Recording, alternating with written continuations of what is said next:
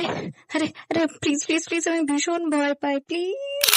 High everyone and after a long time break welcome back to my another vlog. তো আজকের দিনটা হতে চলেছে অনেকটাই স্পেশাল। সাডেনলি প্ল্যান হয়, এই দেখো তিন তিগাড়া কাম বিগাড়া, তো আমরা সবাই মিলে সাডেন প্ল্যানেই বেরিয়ে পড়ি। This is the toll plaza. তো সারা জার্নি করে এই ভোরের সুন্দর একটা আলো দেখতে ভীষণই ভাল লাগছিল। তো এই সুন্দর সুন্দর হাওয়া খেতে খেতে আমরা পৌঁছে গেছি। Guess what the location.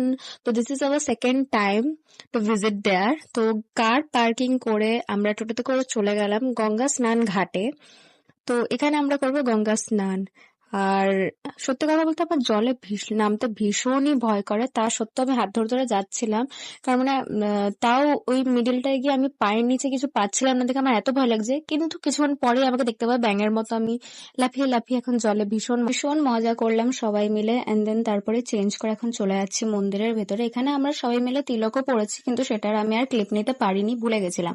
তো এখানে যখন আমি ফর দ্য ফার্স্ট টাইম এখানে ভিজিট করেছিলাম, কিন্তু আমি স্টার্টিং এখানে ঢুকেই দেখিনি যে এখানে চেকিং হচ্ছিল কিনা, বা হয়তো আমি যখন এসেছি তখন হয়তো হচ্ছিল না।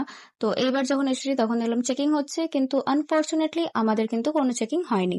আচ্ছা, এখানে আমাদের কিন্তু না স্টে করারও কথা ছিল, কিন্তু যেহেতু আমার নেক্সট ডে এক্সাম, তাই আমরা স্টে করতে পারিনি। তো জাস্ট একটা নর্মাল রুম নিয়ে আমাদের ব্যাগস গুলো রেখে আমরা এমনিই ঘুরছি। আর যেহেতু ওখানে কোনো মন্দিরের ভিতরে ফোন অ্যালাউ নয়, সো জমা দিয়ে আমরা কিছুক্ষণ ঘুরলাম। তারপরে না খুব খিদে পেয়েছিল, যেহেতু আমরা ব্রেকফাস্ট করিনি। তো এখানে আমি নিয়েছিলাম একটা পেস্ট্রি, আর তারপরে নিয়েছিলাম একটা দই বড়া। তো এটা খেয়ে এখানে আমি এই কিউট বিড়ালটাকে ধরার চেষ্টা করছি, কিন্তু বেচারা আমার কাছ থেকে পালিয়েই যাচ্ছে। তো এই করতে করতে বেজে গেছিল একটা, আর একটার সময় আমরা গদা ভবনে এসে পেয়ে যাচ্ছি আমাদের এই মহাপ্রসাদ।